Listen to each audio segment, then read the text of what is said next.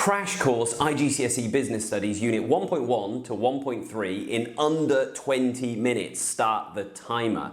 Now, in a moment we're going to skip to a screen. You're going to see various things. You're going to see a PowerPoint giving you an overview of all the core bits of information. You're going to have me talking. You're going to have the Cambridge revision guide, a little tick list to check you understand everything. And best of all, I'm going to give you a screenshot showing how you can use the ECM Tutors website entirely for free and all of the AI apps to maximize your understanding. This is going to give you everything you need to know to ace the IGCSE exam. So the first thing, 1.1, the concepts of needs, wants, scarcity and opportunity cost. Well, a need is everything that humans need in their life. We don't want water and food, we need it. If we don't have it, we die. There are needs. We also have wants, things that we want in life. I want a new surfboard. I want sweets. I want a fast car. They are different things, needs and wants. Then moving on to scarcity, we call it the economic problem. Scarcity exists is because there are not enough goods on the planet. We don't have enough for all of the wants and the needs of the 8 billion people on the planet. That is a problem. Therefore, we are forced to make choices. All of us, even billionaires, can't have everything they want. The poorer you are, the more you probably have to choose. Do you want this or do you want that? We call the thing that you give up, the thing that you don't get, the opportunity cost. So if I've got to choose between having a new computer and having a new car, and I choose the car, then the computer is my opportunity cost. Specialisation. Specialisation occurs when people concentrate on what they are best at. It's people or businesses doing what they are best at. Might seem obvious, but that's a relatively new idea. It didn't always have to happen. We used to say, well, you just get on with this. Now we say, well, what are you good at within a business? It makes a lot of sense. Do what you're good at. This means that we get less wastage. If people do what they're good at, they waste less. We lower our production costs because we're wasting less, and they're probably going to be faster. So we'll get more output for the same amount of resources. All of this helps with that scarcity problem. We do this by a term, division of labour, that we divide it up. We don't just get one person who does everything. We say, you do the marketing, you do the production. We divide that labour up. That means specialisation. We can get those benefits.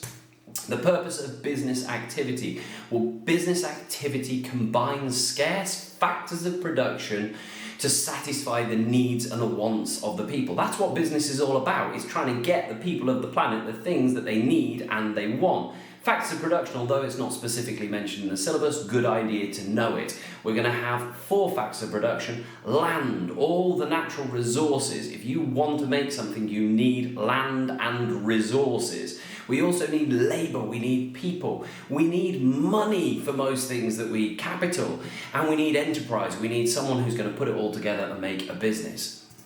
Adding value next. Now, added value is the difference between the selling price and the cost of the bought-in raw materials. So if we imagine a potato and I buy a potato, one potato off someone for €1, if I can somehow do something to that potato to sell it for €2, then that is an added value of €1. So how do we go about doing that? Well, you can add value. You can either increase the value by reducing the cost of the raw material. If you get the potato for somehow 50 cents and still sell it for €2, you're getting more added value. Or you can still get the potato for 50 cents but magically sell it for €3. That would increase added value. How do you go about doing that in real terms?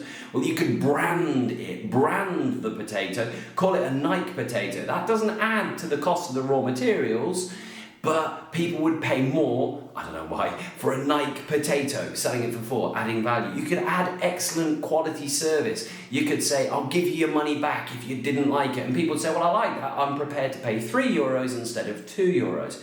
You could add product features. Be careful though. Some people might think, well, you put a diamond on top, then you can sell it for €20. Yes, but the cost of the raw material would go up as well because you'd have a diamond in there. So you can add things, but beware what it does to the cost of your raw materials. Convenience, you can offer to deliver the potato. Next, The basis of business classification. We break businesses up into the primary sectors that extract raw materials, farming, fishing, forestry, oil extraction. We have the secondary sectors. They process and manufacture the raw materials, so factories, building houses. We have tertiary sector that provide a service, finance, banks, hair salons. The changing importance of economic sectors. Well, this small little graph down here, but that tends to be what happens. That countries of different wealth have different amounts in each of the sectors. That we have the developing countries in the world, they tend to have most in the primary sector. Most of them are subsistence farmers and fishermen. Then as they start to develop, they probably get a bit more stable and they have secondary sectors. We start to build factories in those countries. And then finally, as you become developed, countries like America and Britain, those people don't want to work in factories anymore and they tend to work in finance. So we have a decline in primary and secondary, all shown in this graph. Reasons, they can ask you the question, what are the reasons? So it could be industrialization or deindustrialization. It could be raw materials are discovered that gets people mining things, or it could be them running out that stops people mining and having to look for other jobs. It could be a rise in living standards. The country gets wealthier and they say, I'm not working in a factory anymore. Next, we have to know about private and public sector economy. Private sectors are businesses that are owned by individuals, not by the government. So Nike would be a private sector business. McDonald's, all owned by a business person, typically looking for profit. Public sector businesses are owned by the government in the public sector. And the examples could be public schools, public hospitals, public transport, and they're usually looking to help out the population run by the government. Then we've got this term mixed economy. Well, reality is most countries in the world are now mixed economy. It means you've got some in the private sector, some in the public sector. Most countries have that. Next, we're on to characteristics of a successful entrepreneur. What is it that makes people who set up businesses succeed? They're a funny old lot. What do they need? These are some of the things. They need to take risk. If they don't take risk, they wouldn't put the investment into the business and it would never get started. They need to take risks. They need to be innovative. They have to have an idea that no one else has thought of most of the time. That's more likely to succeed. They have to be self-confident. They have to believe in their abilities because people are going to knock them and they say it's no good, the idea. You've seen Dragon's Den and The Apprentice. Got to have self-confidence. They've got to be hard-working. They've got to be hard-working because they're going to have to do lots of different skills, long hours. They've got to be an effective communicator. They've got to speak to banks, persuade them with money, lead a team. They've got to be independent. They can't ask someone else, what do I do now? They've got to decide. They've got to be creative, perhaps overlapping with innovative. You can't have the same old product. We want some USPs, unique selling points. Optimistic, perhaps a bit similar again, but they're going to get some knocks. And determined, self-motivated. People will say it will fail. They just don't give up. What goes in a business plan? What is a business plan? A business plan is a document containing the business objectives and important details about the operations, finance, owners, and new businesses. You need to know what goes in it. Well, a business plan should have the objectives of the business, the details of the owner, the products and services. What are you going to do? What are you going to make? What are you going to sell? The marketing strategies. Are you going to put it on TikTok, on YouTube? Are you going to put up posters? Your operations plan. How are you going to make it? What's the factory? Your financial information, really important. Your break-even charts, your cash flow forecasts all need to go in there. How do they assist entrepreneurs? The next one we need to know. Well, business plans assist entrepreneurs. It helps them gain finance. If you go to a bank asking for 20,000, the first thing they'll ask you is, where's your plan? If you haven't got one, they'll tell you to go away. It reduces risk because if you've got a plan, when things don't go your way, you can look back and say, what was I going to do? What was my plan here? It provides focus. It's very easy running a business to get distracted and say, oh, now I'm going to put it on YouTube and I'm going to, hang on a minute, my plan didn't tell me. I wanted to use Instagram. So it keeps them focused and it can monitor progress. How am I getting on? It might feel lonely one day, but I've met the objectives. So very useful. Why government supports startups? Why governments like businesses, some more than others, but they want businesses to happen. Why? Main one, it reduces unemployment. Unemployment is a nightmare for a government because unemployed people want money from the government and don't give much back in terms of taxes. So governments aim to lower unemployment. Businesses create jobs. All of this, also businesses, increase competition. It's much better for us, the population, if we've got 2 different shoe shops to choose from. If there's only one, a monopoly, then they can make low quality products and charge high prices. Competition is healthy. Governments want to look after us and make sure there's competition. Economic growth, it generates taxes, it generates balance of payments, selling things, all of that, Unit 6. It just is good for the economy. It benefits society. If you've got more businesses, you've got more stuff, you've got more private hospitals, you've got more parks and theme parks that people are happy with, and you increase output of your country, the balance of payments again.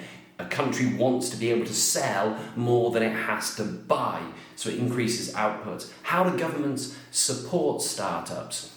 Well, they train people. They offer training. If you're running a business, it's not going so well, they'll say, we'll give you some free training. They give low interest loans. So they, just like a bank, will lend money, but rather than being at 5% or 10%, they might lend it at 1% or even no percent. They then give grants. G of grants is for give. Grants are given to them. They'll say, we'll give you this, but they often have strings attached, like you have to put it in this area that's a little bit deprived, or you need to employ this person or that person. But it is given. Next, we've got to look at methods of measuring business size. Now, it gives 4 and it even makes it explicit. Profit is not a method, so don't mention it. Each of them comes with limitations. We're going to look at number of employees first. If you wanted to decide which is bigger, Burger King or McDonald's, you could look at the number of employees. McDonald's employs more people, it's bigger. But if we then brought into the mix a car factory that uses robots and automation, well, it's not a fair test. So we've got to be careful with number of employees. There's no perfect one. The next we've got to look at value of output. How many things do they produce? Not the value, the money, but how many things do they produce? Well, it might be that you only produce 2 spaceships, but they're really good and they're really expensive. Whereas there could be other people who produce millions of packets of crisps. So got problems there. But again, comparing crisp companies, which one produces the most bags of crisps could be a fair method of measuring them. Next, the value of sales. So this is actually the monetary value of sales. Nice. This one, we sell a value of 6 billion in revenue. The other one has 5 billion in revenue. It's bigger, but that might be misleading because it could be that you're selling just spaceships and you actually sell 2 very expensive spaceships, but generally people don't really know you. Therefore, you could argue they're not that big. Finally, capital employed. Now, in simple terms, that's the total amount of money that's ever been invested in the business. Bigger companies will have had more money invested, but not always. There could be some big companies that didn't need a lot of money invested in it and they're still famous and well known. On to the next one. Why owners may want to expand. Well, the main one, most people set up a business to make money. You get bigger, you make more money, you get more profits. Some people are doing it because they want more prestige. They don't want to own the little corner shop at the end of the road. They want to own Zara and be the most famous. So prestige and status. Maybe they want to grow because they lower their average costs. This is economies of scale tying in with Unit 4. But if you just have to buy 100 cans of Coke, then you don't get a very good price on your Coca-Cola. If you buy 7 million cans of Coke, you're going to get lower average costs. You want a larger market share so you can dominate the market and put prices higher and lower your quality, aiming for a monopoly, which is actually not allowed. You want to reduce risk. You want to grow because you don't just want to own restaurants, you also want to own a computer company. If restaurants fail, you're still making money from computers. Ways you can grow. You can grow internally by doing more of the same, doing more of what you normally do. Or you can grow externally faster, usually by it. You can merge, one way of external growth. You can have a nice agreement with another company. You can team up and say, hey, do you want to come together? Can I buy you? That could be a friendly merger. Or you can have a hostile takeover, that you buy shares on the stock market and the other company doesn't really want to be bought, but you buy too many shares and you seize control. Complicated, more in Unit 2. We've also got the integration types, not specifically mentioned, but often in the book. If we're talking about horizontal integration, it's two in the same industry, being sector. So two businesses in the secondary sector combined together. Vertical, it might be from different sectors. So they could be forwards or backwards. So a farmer that decides to move forwards and also open a farm shop, that would be going from the primary, jumping up into the tertiary as well, forwards. The supermarket in the tertiary sector that opens its own farm to produce, that will be going backwards. Problems of growth. Well, it's harder growing a bigger company. You're going to have more difficulties with communication. Talking to just one employee is a lot easier than talking to 10,000 employees. It's going to be harder to manage and control. Managing one employee and making sure they're in on time is easier than managing 10,000. You're also going to have higher financial risks. You're not just going to need 10 euros, you're going to need 10 million euros if you're a big company. All of that, more stress, more risk. The solutions, well, you can break it down into smaller units. You can improve communication through management systems. You can have online emails and all of those sorts of things. You can use decentralization, a term from later in the syllabus, where you get little managers along the way who are doing your job. We can solve the money problems by sources of finance, by planning carefully. Why do some businesses remain small? Well, some, they don't want the stress. They're happy running the corner shop. They're covering their bills. They're happy to stay small. Sometimes that they haven't got the access, capital constraints. They don't have the money to expand and the banks won't lend it to them, so they're forced to stay small. Other times it's market limitations. Maybe they are a very niche product that simply is saturated. It can't sell to any more people, so they have no choice but to remain small. Sometimes it's just a good idea to stay small because you're offering good service. You can have a good connection with your customers. If you scale the business up, then you're going to lose some of that and it wouldn't work. Common causes for failure. Why do they fail? Well, from the syllabus there we can see lack of management skill. Common, that the person who's running it is just not very good and makes mistakes and the business fails as a result. We have changes in the business environment. Business is dynamic. Suddenly COVID hits and no one was expecting that. No one had a plan for that and no one can go to the restaurants anymore and it closes down. We've got liquidity problems, which we'll come back to in Unit 5, but liquidity problems is not managing your cash, having more short-term debt than you've currently got the ability to pay, but we'll come back to that in Unit 5. We can add to that failure to plan for future changes on this slide. We've got poor financial management. You've got over-expanding, expanding too quickly. We've got unexpected external, the dynamic environment. Then finally, why are new businesses at greater risk? Look out for that question. It's different to just why. Why are new? Most businesses fail within the first year. Why? Well, lack of experience. It's not that the manager is bad, that they've never run a fish restaurant before. They're poor cash flow or limited finance. Most of your costs come with your startup costs. You can't just buy your oven for your restaurant 2 years down the line. So you've got most bills coming in at the start. We've got no established customer base when you're newly opening. So you don't have any loyal customers. You have to drag everyone new and pinch them from competitors. You might choose a poor location when you're brand new. You didn't know much about location. That's going to damage it. And competition. It could be that when you open your new restaurant, the one next door is going to use predatory prices to try and close you down. That is Unit 1.1 to 1.3 in a crash course. Hope it helped.